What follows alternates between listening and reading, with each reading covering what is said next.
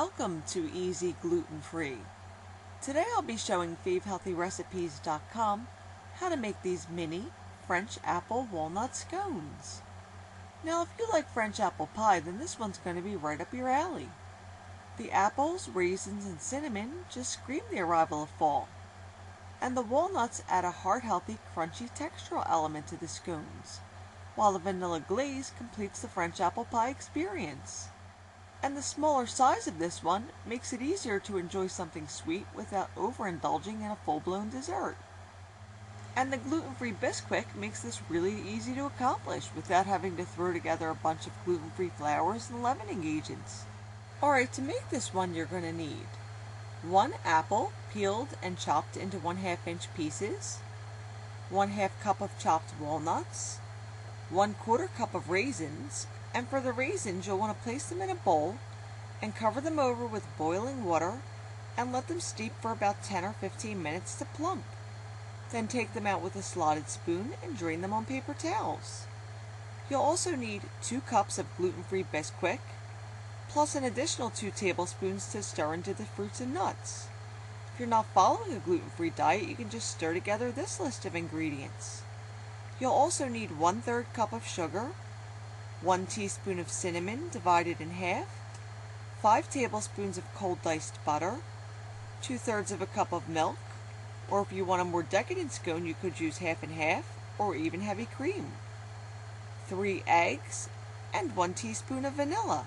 And for the glaze, you'll need to stir together 3/4 of a cup of confectioner's sugar with 1 tablespoon of milk and a 1/2 teaspoon of vanilla until smooth. And you'll also want to have a tablespoon or 2 of chopped walnuts to sprinkle on top of the scones.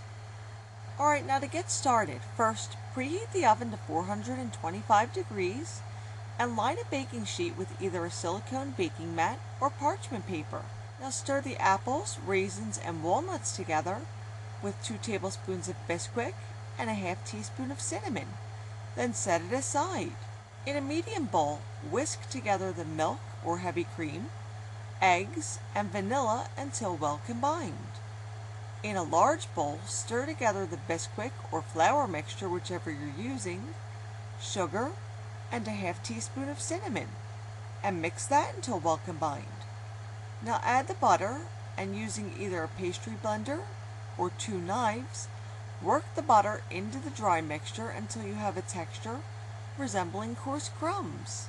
Add the wet ingredients to the dry ingredients and mix with a rubber spatula until you have the dough almost combined. Then stir in the apples, walnuts, and raisins until they're evenly dispersed throughout the dough. Now divide the dough in half. Now lightly dust the surface of either your table or a wooden cutting board with a few additional tablespoons of gluten-free Bisquick. Now place half the dough onto the board and use your floured hands to pat it into a disc measuring about 6 or 7 inches in diameter and 1 inch tall. Now slice the disc into 6 wedges, then use a pie server to help you transfer the wedges onto a baking sheet. Now repeat this procedure with the other half of the dough. When you have all the scones formed, bake them for 12 to 14 minutes or until golden brown around the edges. When they come out of the oven, let them cool on the pan for about a minute, then remove them with the spatula onto a baking rack to cool completely. Once they're cooled, you can either drizzle on the glaze directly from a spoon, or pour the glaze into a Ziploc bag and snip off the corner to make a homemade piping bag. While the glaze is still wet, you can sprinkle on more chopped walnuts. When the glaze dries a little, they're ready to serve. And they're a fantastic treat to capture the flavors of fall.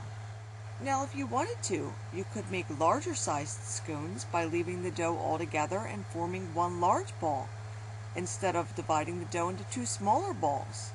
But then I'd slice it into 8 wedges instead of 6. And if you do this, you'll also need to bake them for an additional 5 minutes or so. However you want to make them, I hope you're going to give them a try. And if you'd like to see this recipe in print, you could always visit my blog. And for additional recipes and tips to fit in with your healthy lifestyle, visit my friends at FaveHealthyRecipes.com. See you again soon.